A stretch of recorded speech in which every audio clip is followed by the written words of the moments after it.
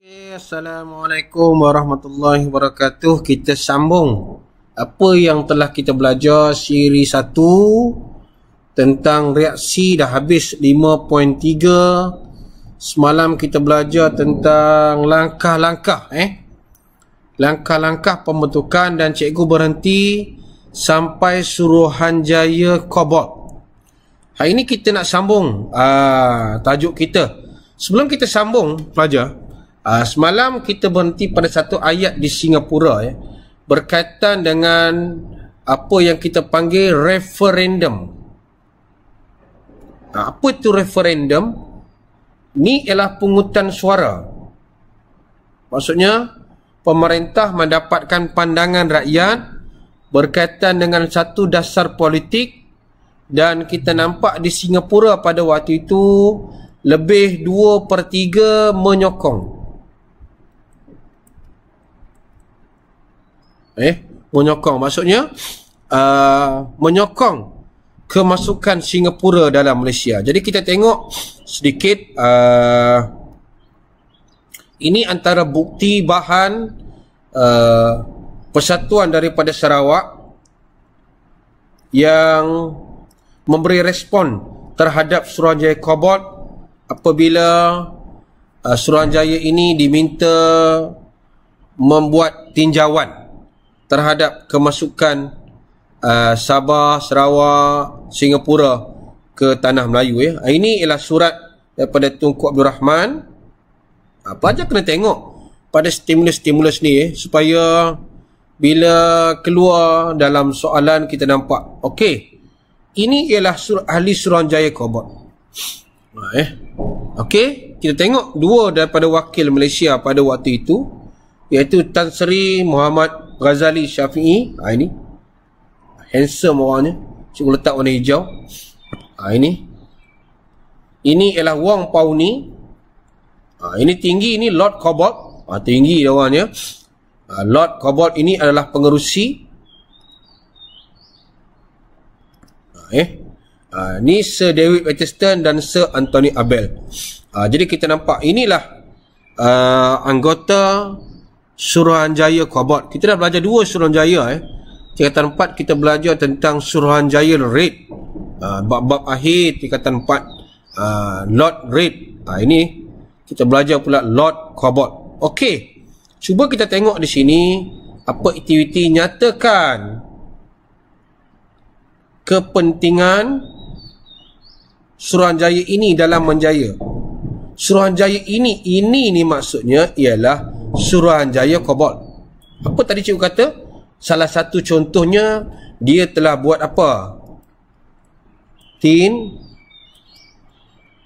Tinjauan. Tengok setuju atau tidak. Itu yang dapat 1/3, 1/3, 1/3.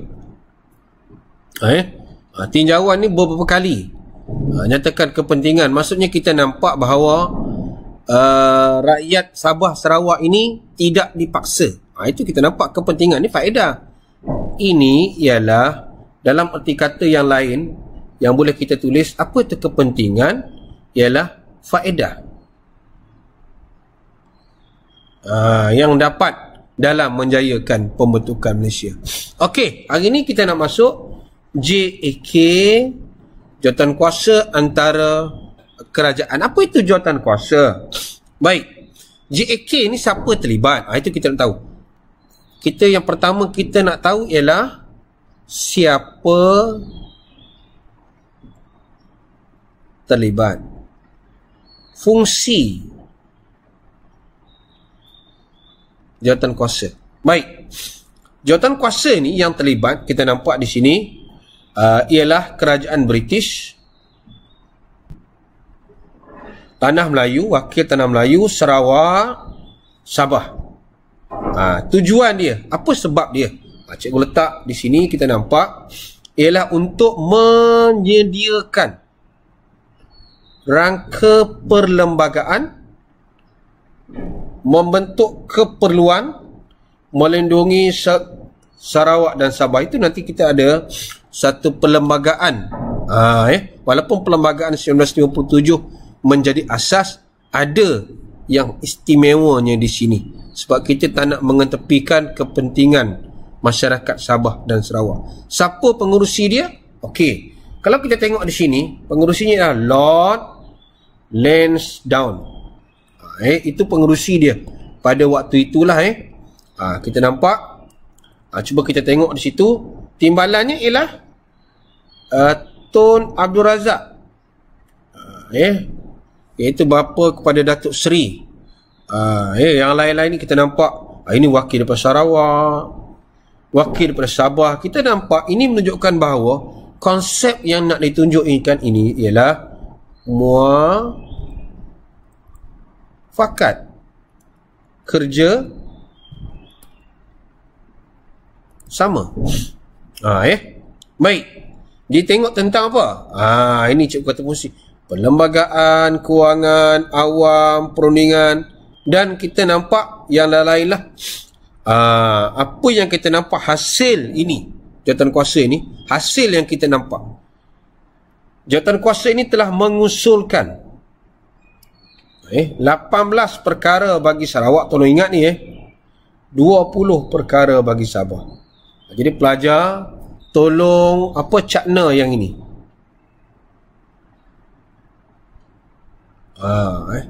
Maksudnya 38 perkara untuk dimasukkan dalam perlembagaan baru. Untuk dimasukkan dalam perlembagaan baru ni. Tujuannya, ini kita nampak tujuannya apa? Satu, menjamin hak dan kepentingan rakyat Sarawak dan Sabah. Ini kita tengok. Pelajar boleh tengok di sini. Apa yang kita nampak. Ada 5 ini. Itu cikgu kata bab ini dia agak detail. 2 siri. Satu kita nak sentuh ialah berkaitan dengan agama Islam. Sama tak dengan sebelum ini? Sama. Islam, agama persekutuan. Tetapi dikecualikan kepada Sarawak dan Sabah. Okey. Bahasa Melayu, bahasa rasmi, ada juga beza sikit. Tetapi, cikgu letakkan tetapi ni. Tadi kita letak sini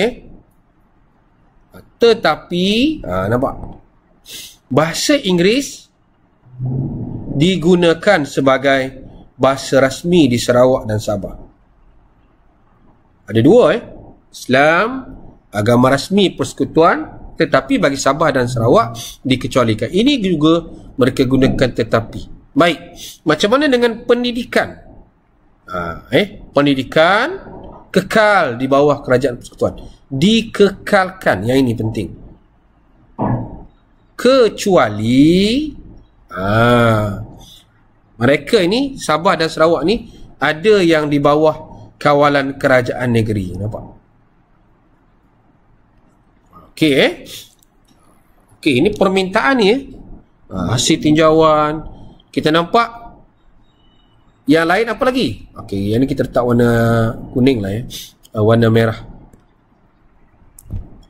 Okey, 24 kerusi diperuntukkan di Sarawak.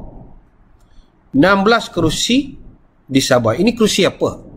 Ini ialah kerusi parlimen. Kerusi parlimen ni. Dan 15 di Singapura. Ini kursi parlimen. Maksudnya dalam parlimen itulah jumlah kerusi yang diperuntukkan. Tapi yang uniknya di sini, ini kuasa immigration ni, walaupun di bawah kerajaan persekutuan ada tetapi. Tetapi apa tu di situ? Tetapi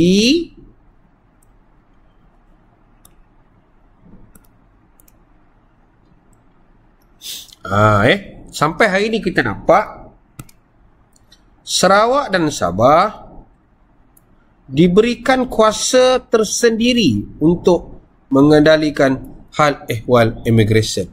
Itu sebab ini adalah sebab-sebab yang kita tahu ataupun kita tak tahu berkaitan ini, kita tak nak terlibat terlalu banyak, nanti dalam kelas cikgu akan detailkan yang ini.